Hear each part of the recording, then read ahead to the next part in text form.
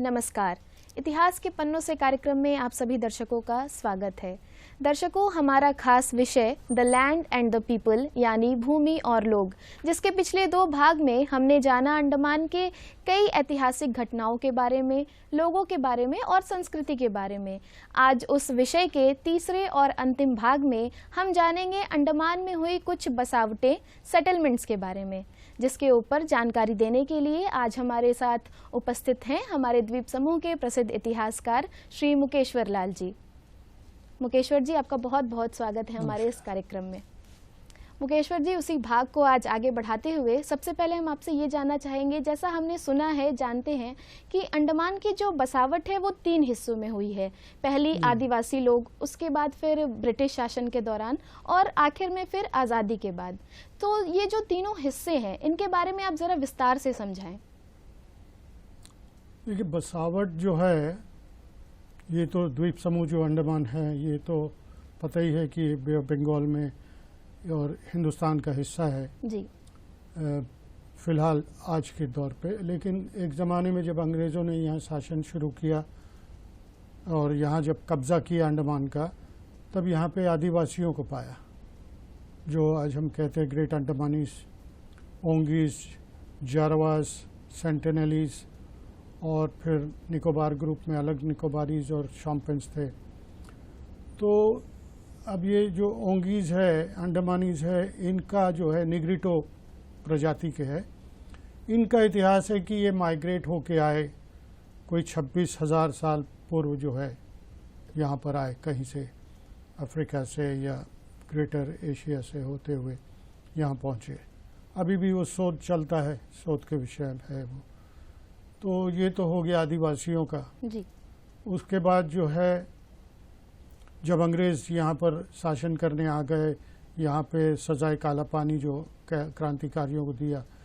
हालांकि उनका जो सेटलमेंट है ये आज़ादी के आंदोलन से पहले ही होने वाला था, लेकिन कुछ कारणवश, क्योंकि अचानक ये जो क्रांति शुरू हो गई हिंदुस्तान में, तो उनको जल्दी जो है ये कब्ज़ा करना पड़ा और सेटलमेंट किया उन्होंने। तो पहले दौर पे तो समझिए वो क्रांतिकारी आए, जंगल साफ किया और फिर अपने आबादी के लिए जो जगह चाहिए वो तैयार किया। फिर जो उनका जो कॉन्विक्ट बैरक्स बना, झोपड़ियाँ बनी, और जो अंग्रेज़ अफसरान होते थे उनका शुरुआत में तो वो शिप में रहते थे, बाद में जब लैंड में उनका लिए रहने का व्यवस्था हो गया तो वहीं रहने लगे। फिर एडमिनिस्ट्रेशन शुरू हो गया। ये सारी बातें तो हम पहले कर चुके हैं। लेकिन जब ये क्रांतिकारियों को लाना शुरू हुआ, उसके साथ साथ जो हैबिचुअल क्रिमिनल्स होते थे और भी जो क्रिमिनल्स होते थे, उनको भी जो है आम कैदी जो कहेंगे, उनको भी लाना शुरू किया। फिर यहाँ बस्ती बसने लगी। जब उनको रिलीज़ करते, शादियाँ हुई। ये सारी बातें सबको पता है, बार बार वही रिपीट करने से तो कोई व्यर्थ हो जाता है। तो फिर जैसे जैसे देश में क्रांति हो रही थी, तो फिर वो अलग अलग इलाके में, जैसे मोपला, केरला में जो है मोपला रिबेल हुआ, रिवोल्ट 1921 में जी। तो उसके बाद उनको जो है सज़ा के तौर पे अंडमान लाया गया।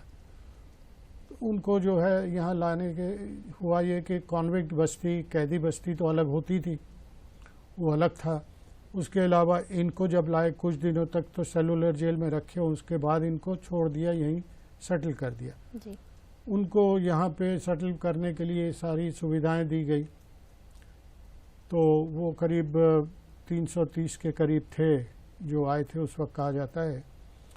तो वो मोपलास जो थे केरला के, उनको ला करके यहाँ 1924 में यहाँ सेटलमेंट हुआ जी। तो ये पहला समझिए मोपला सेटलमेंट हुआ। पहले जो है वो सेटलमेंट नहीं, क्योंकि वो कैदी जो होते थे वो कैद से छूटने के बाद जो बस जाते थे, यहाँ शादियाँ होती थी, वो तो अपने हिसाब से थी, उनके लिए कॉन्विक्ट बस्ती होती थी। दूसरा ये मोपला विलेजेस जो है, ये पूरे साउथ अंडमान में अलग अलग इलाके में उन्होंने अपने हिसाब से जो है फिर नामकरण हुआ। जैसे वंडूर है, स्टुअर्टगंज है, जितने उनके तिरूर था, कलिकट है, वो जो जहाँ से वो आए थे मालापुरम डिस्ट्रिक्ट के, फिर उन लोगों ने यहाँ पे अपनी बस्ती बसाई। तो that was the first settlement आप कह सकते हैं। एक पर्टिकुलर कॉम, जो पहले जो सेटल हुए वो एक पर्टिकुलर कॉम या एक स्टेट के नहीं थे, वो अलग अलग प्रांत के लोग थे जो क्रांति में जुड़े थे, उनको ला करके यहाँ सेटल किया गया। क्रिमिनल कॉन्विक्ट्स भी ऐसे ही थे, अलग अलग प्रांत के थे। ये एक पर्टिकुलर कम्युनिटी थी मोप्लास केरला स्टेट की, उनको यहाँ पे 1924 में बसाया जी। इसके बाद क्रांति चलती रही, अंग्रेज़ों को जो भी समस्याएं हुई, तो फिर एक कॉम और था भातू, जिसको कहते अंग्रेज में उनका बंतु भी कहते, उसको भातू यहाँ लोकल भाषा में है। तो वो मुरादाबाद, यूपी के जो मुरादाबाद का इलाका वगैरह उस तरफ के थे, तो उनको अंग्रेज़ों ने क्रिमिनल कॉन्विक्ट्स का दर्जा दिया और फिर उनको भी करीब करीब 300-400 परिवार को ला करके यहाँ पे अंडमान में, साउथ अंडमान का इलाका एक है जो फरारगंज तहसील पे पड़ता है, अनिकेट और केटलगंज, वहाँ उनको बसाया। तो वो एक समझिए वो सेकंड एक कम्युनिटी सेटलमेंट हुआ। आज जो हम बात कर रहे हैं कम्युनिटी सेटलमेंट जी, ओके, तो वो एक सेटलमेंट हो गया, कम्युनिटी सेटलमेंट। इसके बाद फिर फॉरेस्ट में काम करने के लिए अंग्रेज़ों को लेबर की आवश्यकता थी, और यहाँ का कंडीशन देखते हुए, क्योंकि बर्मा और अंडमान का एडमिनिस्ट्रेशन बर्मा से था उस वक्त, तो फिर वहाँ से मिशनरीज ने जो है कुछ करेन जी, जो कम्युनिटी है बर्मा के, आज जिसको म्यांमार बोलते हैं, वहाँ से उनको लाया गया। शुरू में थोड़े से लाए थे वो जो मिशनरीज थे, उसके बाद उनको जो है 1926 में जा कर के काफ़ी लोगों को जो विद फैमिली यहाँ ला करके नॉर्थ अंडमान में उनको बसाया गया, सॉरी मिडिल अंडमान में जी। मिडिल अंडमान में जो मायाबंदर का इलाका है, जो वेबी विलेज है, लखनऊ है, ये सारे बहुत सारे विलेज वहाँ पर है जो करेन के हैं। तो ये अभी 24, 25, 26, 1924, 1925, 1926 का पीरियड जो है, ये एक बसावट का सेटलमेंट का पीरियड रहा जी, जब ये 3 कम्युनिटी को यहाँ बसाया गया। इसके बाद तो फिर वही क्रांतिकारी आते थे, क्रिमिनल कॉन्विक्ट्स आते थे, जो शादी हो गई, जो यहाँ से नहीं लौटते थे वो यहाँ बस जाते थे जी। तो ये तो हो गया आपका ब्रिटिश पीरियड, जो कॉलोनियल पीरियड में जो सेटलमेंट हुआ। उसके बाद कॉलोनियल पीरियड का सेटलमेंट ज़्यादा और नहीं है। कुछ लेबरर्स शायद छोटा नागपुर इलाके से आए, लेकिन बहुत कम, ना के बराबर। इसके बाद सेटलमेंट शुरू होता है आपका आज़ादी के बाद जी। लेकिन वहाँ भी काफ़ी कन्फ्यूजन रहा शुरू में, ये हिस्सा जो है ये किसी को पता नहीं। आज़ादी जब मिली तो उस वक्त अंडमान के लिए बहुत कन्फ्यूजन था कि ये हिंदुस्तान का हिस्सा बनेगा या कि ये ब्रिटिशियस या जो है एंग्लो इंडियंस जिसको कहते हैं, एंग्लो इंडियंस जो थे उनका एक अपना कम्युनिटी था ब्रिट एशियंस बोल करके, जिसका देहरादून में हेडक्वार्टर हुआ करता था। और उन्होंने डिमांड किया था कि जब इंडिपेंडेंस होगा, जब हिंदुस्तान छोड़ के अंग्रेज जा रहे होंगे, तो अंडमान निकोबार जो है, खासकर अंडमान जो है, हमें दिया जाए, ये हमारा एक अलग कंट्री बनेगा। तो इसी तरह से विचार था कि एंग्लो बर्मीज को मिला करके इसको बनाया जाए। तो ये एश्योरेंस हो गया था, और ब्रिटिश जो एंग्लो इंडियंस है ये बहुत खुश थे कि ये उनका अलग एक कंट्री हो जाएगा, भले वो कॉमनवेल्थ के अंडर हो या अलग से हो, लेकिन ये ब्रिट एशियंस के होना था ये जी। लेकिन अंग्रेज़ों ने वो फैसला बदल दिया और ये हिंदुस्तान को दे दिया। तो वो एंग्लो इंडियंस जो थे वो बहुत नाराज़ हुए उस वक्त, उन्होंने काफ़ी प्रोटेस्ट भी किया। लेकिन फिर ये तो हिंदुस्तान का हिस्सा बन गया, और फिर 1947 में आज़ादी हो गई, हिंदुस्तान को आज़ादी मिला। 1948 में बर्मा अलग हो गया, तो उसको अलग आज़ादी मिल गई जी। तो इस तरह से फिर अब अंडमान में जो है आबादी जो है कह सकते हैं बढ़ने चाहिए था, क्योंकि इसी पीरियड में जापानियों ने जब अंडमान में कब्ज़ा किया था 1942 से 45 तक, तो काफ़ी अत्याचार की, यातनाएं दी, काफ़ी लोग मारे गए, तो आबादी बहुत घट गई थी। तो ये भी एक विचार था कि यहाँ जो है मेनलैंड से लोगों को लाके बसाया जाए, क्योंकि अंग्रेज़ों ने जो सेटलमेंट किया था वो बेसिकली साउथ अंडमान, जो समझिए 3181 स्क्वायर किलोमीटर का इलाका पड़ता है साउथ अंडमान का। लेकिन अब हमें जब आज़ादी मिली तो हमें पूरा अंडमान और निकोबार मिला, और अंडमान का अपना ही इलाका नॉर्थ मिडल साउथ को मिला करके ये करीब करीब 6700 स्क्वायर किलोमीटर्स का इलाका पड़ता है, और नॉर्थ मिडल सब खाली था जी। जंगलात थे, और आदिवासी जो अंडमानीज थे उनकी आबादी बहुत घट गई थी। आज़ादी के करीब 23 रह गए थे केवल ग्रेट अंडमानीज। जारवास का उस वक्त तो सेंसस ही नहीं हुआ था। तो इस तरह मतलब जो है ओंगीज लिटिल अंडमान में थे। तो ये जो था कि अब अंडमान जब आपको मिल गया है तो यहाँ पे अब हमें जो है, और उसी वक्त जो है इंडिया जो आज़ाद होने के बाद इंडिया में भी जब रिपब्लिक और इंडिया हो गया ना, रिपब्लिक ऑफ इंडिया, तो वहाँ भी फिर स्टेट्स के फॉर्मेशंस हुए, स्टेट रीऑर्गेनाइजेशंस हुए। ओके, तो वो लैंग्वेज, कल्चर और उनकी कम्युनिटी ट्रेडिशंस, उसके हिसाब से स्टेट्स के फॉर्मेशंस हुए। करीब 14 स्टेट्स बने, अराउंड 6 यूटीज बने। लेकिन इसके साथ साथ ये हुआ कि अब अंडमान में तो एक कोई पर्टिकुलर कम्युनिटी है नहीं जी। तो यहाँ तो हर स्टेट से ज़रूरत के हिसाब से लोगों को, चाहे वो उनकी ज़रूरत हो चाहे हमारी ज़रूरत हो, उनको यहाँ ला करके बसाने का सिलसिला शुरू हुआ। जी, इसी अगर हम आपसे ये पूछें कि क्या अंडमान को कहा जाता है मिनी इंडिया? हाँ जी, बिल्कुल इसी वजह से कहा जाता है हमारे हाँ, इसी वजह से शुरू होता है। लेकिन लोग इसको जोड़ दिए हैं। आज़ादी के जो क्रांति के समय से जो लोग आते थे वो भी अलग अलग प्रांत के लोग थे। हाँ, और यहाँ शादियाँ होती थी तो कोई रिलीजन, कास्ट का बैरियर नहीं था। Inter caste, inter religion marriage होते थे, तो वो भी अलग अलग प्रांत के। लेकिन वो अब जैसे टेरलाबाद में कुछ बसाए गए लोग या ब्रुक्साबाद में कुछ लोगों को बसाया गया, तो वो था कि ब्रुक्साबाद में कुछ तमिल थे।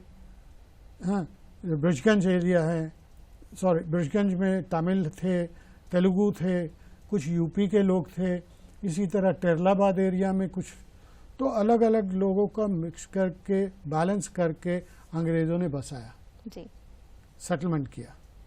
ठीक है, बाज़ार एक ऐसा था, उसमें इस तरह की कोई चीज़ नहीं थी। अबरडीन बाज़ार जो कहते हैं, यहाँ थोड़े अलग किस्म की आबादी थी।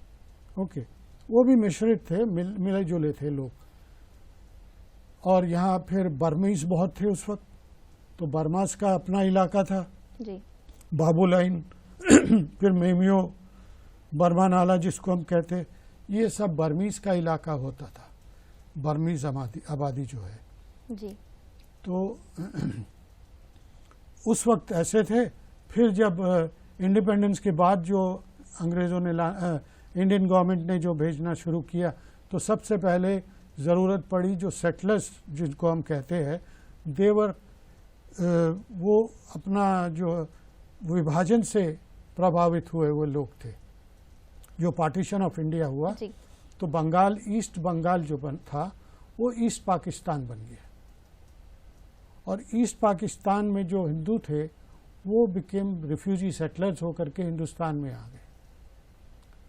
फिर वो शुरू में तो नॉर्थ ईस्ट के इलाके में, बंगाल में कई जगह फैले हुए थे। लेकिन जब हिंदुस्तान को हिस्सा मिल गया अंडमान का, और 50s के पहले ही से समझिए 1949 में 198 फैमिलीज़ को ला करके यहाँ बसाया गया। बंगालीज को। उसके बाद तो ये सिलसिला शुरू हो गया 1954, 51, 50, 60, 70 तक जो है बंगाली सेटलमेंट हुआ जी। और ये फिर पूरा नॉर्थ अंडमान, मिडल अंडमान के कुछ इलाका, साउथ अंडमान में काफ़ी बस्तियां बनी बंगाली सेटलर्स की। फिर रिचीज आर्चिपेलागो में जो आइलैंड्स बसे हुए हैं, हैवलॉक, नील, जिसको आज हम शहीद और स्वराज कहते, वहाँ सेटलमेंट हुए। जैसे हमारे साउथ अंडमान में छोलदारी है, मंगलूटान है, ये सब सेटलर्स का इलाका है जी। तो they are all Bengali settlers. इन्होंने जब आए तो यहाँ इनका कल्चर आ गया, उनके फेस्टिवल्स आ गए, उनके ट्रेडिशंस आ गया, उनके रेसिपीज आ गए, तो ये बंगालीज का कल्चर अंडमान में आ गया। जबकि वो मिला जुला कल्चर था कास्टलेस सोसाइटी का, उसके साथ ये एक पर्टिकुलर कम्युनिटी आ गई अंडमान जी। तो स्टेट रीऑर्गेनाइजेशन के टाइम जो है, जब के.आर. गणेश ने जब वो बनाया था ड्राफ्ट स्टेट रीऑर्गेनाइजेशन ऑफ अंडमान्स का, तो उस वक्त ये जो मिस्टर रंजन सरकार थे कोई, आई थिंक वो जो आपके यहाँ एक हिस्टोरियन आते हैं प्रणब सरकार, उनके ग्रैंडफादर, उन्होंने बंगालीज का रिफ्यूजी सेटलर्स का उन्होंने एक अलग से बनाया स्टेट रीऑर्गेनाइजेशन, जो अपना इलाका जो बंगाली सेटलर्स का इलाका है उसको लेकर के, इट वाज हिज प्रेजेंटेशन। फिर ये हो गया, तो इसी दौरान फिर ये हुआ कि चीफ सेक्रेटरीज, उस वक्त चीफ सेक्रेटरी होते थे तो घोष थे चीफ सेक्रेटरी, जिनके टाइम में बंगाली सेटलमेंट हुआ।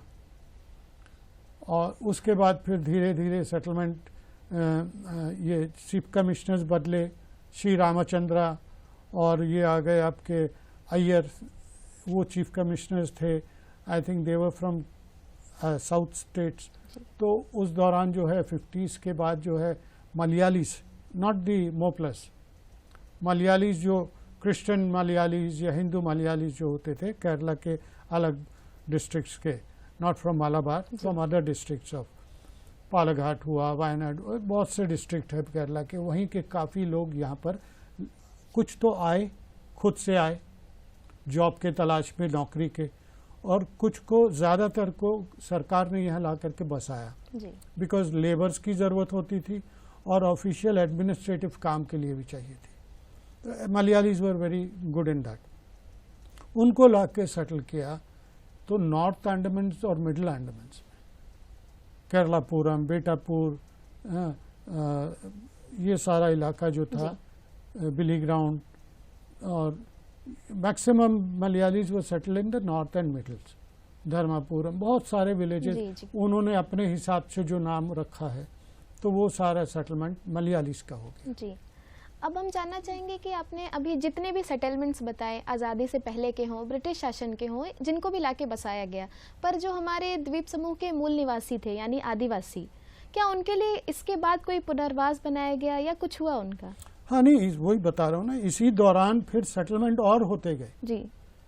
फिर क्योंकि श्रीलंका जो है, सिलोन जिसको कहते थे उस वक्त, वो सिलोन जो है आज़ाद हो गया, श्रीलंका हो गया।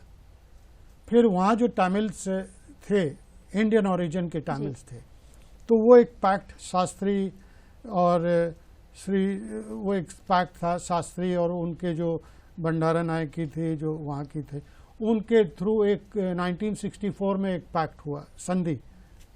तो वहाँ से कुछ तमिल रिपैट्रिएट्स आए, उनको तमिलनाडु में उस इलाके में बसाए, लेकिन कुछ को अंडमान भेज दिया गया। और ये सिलसिला 74 तक चला, जब इंदिरा गांधी के समय में भी एक पैक्ट हुआ 1974 में। तो ये जो है, और उनको ला करके लिटिल अंडमान्स में और आपका कचाल में, रबर प्लांटेशन में, अराउंड 64 फैमिलीज कुछ कचाल में थे, कुछ फैमिलीज को वहाँ बसाया गया हडबे में। तो ये हो गए आपके श्रीलंकन वो बोल सकते हैं रिपैट्रिएट्स, जो तमिलियंस, श्रीलंकन तमिल्स, ये आ गए। इसी दौरान फिर कुछ, क्योंकि स्टेट रीऑर्गेनाइजेशन हो गया, तो फिर यहाँ लेबर्स नहीं थे, जी, मतलब आम काम के लिए जो लेबर्स चाहिए होते, कारपेंटर हुए, छोटे मोटे काम के लिए जो कूली लेबर्स होते, वो फिर रामनाथ डिस्ट्रिक्ट के टामिलियंस काफ़ी कुछ आ गए अपने से, उनको प्रोत्साहित किया गया कि तुम आओ तो यहाँ तुम्हें काम मिलेगा। रामनाथ डिस्ट्रिक्ट वैसे भी काफ़ी पिछड़ा हुआ इलाका है तमिलनाडु का, काफ़ी गरीबी थी, तो काफ़ी लोग यहाँ आके बस गए। आज सुनामी के बाद काफ़ी चले गए घबरा करके, लेकिन वो रामनाथ डिस्ट्रिक्ट के काफ़ी लोग यहाँ बसे थे। तो ये तो हो गया तमिल्स के। फिर इसी तरह इसी दौरान 50 के बाद जो है तमिल ये तेलुगु सेटलर्स आ गए, काफ़ी माइग्रेट हुए, फिशरमैन कम्युनिटी तेलुगुस के आए, तो दे ऑल्सो सेटल्ड हियर शोर एरियाज में। 1969 से ही शुरू हो गया था ये एक्स सर्विसमैन का सेटलमेंट। जो एक्स सर्विसमैन थे हमारे महाराष्ट्र के थे, पंजाब के थे और अलग अलग इलाके के जो एक्स सर्विसमैन थे, उनको यहाँ ला करके कैम्बल बे में सेटल किया गया। 1969 से ये सिलसिला शुरू हुआ कैम्बल बे का सेटलमेंट एक्स सर्विसमैन का। ये भी करीब करीब 1970-80 तक चलता रहा सेटलमेंट। इसी दौरान फिर ये हुआ कि जब ये लोग आने लगे, हिंदुस्तान के सेटलमेंट होने लगा, और यहाँ के जो आदिवासी जो अंडमानीज वगैरह थे, जो आपका सवाल था, तो फिर ये हुआ कि अंडमानीज जो पूरे great Andaman, north middle south, उनकी आबादी एक 5-10 हज़ार के करीब अंग्रेज टाइम से घटते घटते बीमारी और कई कारणवश जो है घटते घटते 23 हो गए जी, जस्ट 23 ऑफ देम। तो फिर सरकार ने जो है स्ट्रेट आइलैंड, एक यहीं साउथ अंडमान के नज़दीक पड़ता है, 12 टांग से भी जा सकते हैं, और कदमतला ये टूवर्ड्स आपका लॉन्ग आइलैंड के रास्ते में पड़ता है वो जी। तो वो आइलैंड जो सेलेक्ट किया गया, around hardly it is 5 square kilometres, तो वो फिर अब उनको वहाँ रख दिया गया। ग्रेट अंडमान इसका सेटलमेंट वहाँ हो गया। तो वो अंडमानी सेटलमेंट हुआ, वहाँ सारी सुविधाएं दे करके उनको फिर धीरे धीरे उनकी आबादी 41 हो गई कुछ सालों बाद। 41 से आज उनकी आबादी 60 हो गई, तो दे आर रफली अराउंड 60 ऑफ ग्रेट अंडमानीज।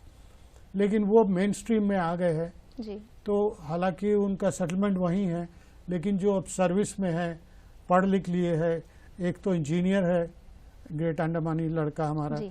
और एक डॉक्टरी पढ़ रही है लड़की, कुछ क्रिकेट में रुचि है इस बच्चे का। इस तरह ग्रेट अंडमानीज का सेटलमेंट वहाँ हो गया, लेकिन यहाँ पोर्ट ब्लेयर में भी नौकरी के वजह से काफ़ी लोग यहाँ रहते हैं। जी जी। जिन भी इन कारणों से यहाँ पे लोग रहने आए, बसने आए, इसी के वजह से शायद एक वाक्य यूज़ होता है हमारे अंडमान के लिए कि the melting point of cultures. इसके बारे में सर आप कुछ बताएंगे? हाँ, मेल्टिंग पॉट जी। मेल्टिंग पॉट जो है बोलते, मतलब ये तो हो गया कि जहाँ पे अलग अलग लोग जो है सभ्यता के या कल्चर के लोग आकर के एक जगह जब मिश्रित हो जाते, मिल जाते, एक दूसरे में मेल्ट हो जाते हैं जी। ओके, तो एक नई मतलब एक कल्चर बन गया जी। हालांकि वो अपने कल्चर से अलग नहीं हुए, उसको छोड़ा नहीं उन्होंने, दे फॉलो दैट ऑल्सो। लेकिन क्योंकि एक ऐसा समाज अंडमान में बन गया जो सारे लोग, हर प्रांत के, हर भाषा के लोग, हर कल्चर के लोग, उनका अपना कस्टम्स है, ट्रेडिशंस है, वो फॉलो करते हुए और एक दूसरा को रिस्पेक्ट देते हुए जी। यहाँ बसे हुए। तो उसी तरह फिर लिटिल अंडमान में जब आबादी गई तो बंगालीज को वहाँ भी सेटलमेंट किया गया। जो रिफ्यूजीज थे they were settled in Little Andaman also. जो तमिलियंस हुए उसके साथ साथ बंगाली सेटलमेंट हुआ, रांची सेटलमेंट भी वहाँ हुआ। इसके साथ साथ फिर ओंगी जो इनका पूरा लिटिल अंडमान जिनका था, फिर उनकी आबादी भी बहुत घट गई। आई थिंक देयर अभी फ़िलहाल तो 140 है कुछ जी। ओके, तो वो उनके लिए फिर कुछ इलाका जिसको रिजर्व्ड एरिया बनाया गया ओंगीज के लिए, उसको कहा गया डुगोंग क्रीक। तो Dugong Creek is the reserved area for Onges tribals of Andaman okay. और उनके लिए और एक वहाँ पर एक और साउथ बे में थोड़ा हिस्सा बनाया गया। अब वो बंद हो गया, अब वहाँ नहीं है कोई, अब सब ड्यूगोंग क्रीक में रहते हैं। अब तो वो भी पढ़ लिख लिए है, उसके 9 बच्चे अभी मैट्रिक पास किया, higher secondary pass, sorry 10th pass करके अभी वो यहाँ आए हैं, स्कूल ज्वाइन किए हैं। तो ये ओंगीस का हो गया। मतलब हमारी आबादी जो आई मेनलैंड से, उसके वजह से इनको जो है, हालांकि इनकी आबादी भी घट गई थी तो ये भी कम हो गए। फिर इसी तरह जारवाज जो थे, क्योंकि साउथ अंडमान में आपका सेटलमेंट अंग्रेज़ों के टाइम से ही हुआ था। केटलगंज, अनिकेट वो जारवा एरिया था जी। बंगालीज का सेटलमेंट जो कोलनपुर, मानपुर, तिरूर जो हुआ, और मलयाली सेटलमेंट भी हुआ तिरूर में।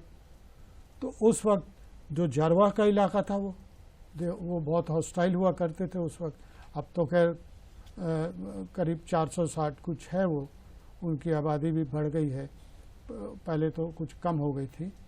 तो वो जो है उनका अपना इलाका रिजर्व्ड एरिया अब कर दिया गया है एडमिनिस्ट्रेशन ने, तो रिजर्व फॉरेस्ट हो गया, जारवा रिजर्व फॉरेस्ट। अब वो हॉस्टाइल तो नहीं है, लेकिन उनको मतलब देख रेख सरकार करती है, आबादी भी बढ़ रही है धीरे धीरे। तो ये आपका जारवास का हो गया। सेंटिनलीज जो है उनके वहाँ तो हम ना जा सकते, ना उनका सेटलमेंट हुआ, ना वहाँ कोई सेटलमेंट हुआ, तो उनके बारे में ठीक से कुछ पता भी नहीं है। 50 है, 100 है, 150 है। तो दिस इज द स्थिति सेटलमेंट है। मुकेश्वर जी, आपने हमें हमारे द्वीप समूह के बारे में कई ऐतिहासिक घटनाएं बताई, लोगों के बारे में बताया, डिफरेंट कल्चर्स के बारे में बताया, लोग यहाँ कैसे आए, सेटलमेंट्स के बारे में बताया, अपने अनुभव साझा किए, उसके लिए आपका बहुत बहुत धन्यवाद। धन्यवाद। तो दर्शकों, हमारा विषय the land and the people, जिसका तीसरा और यह अंतिम भाग था, वो यहीं पर समाप्त होता है। आपसे फिर मिलेंगे एक नए विषय के साथ। तब तक के लिए नमस्कार।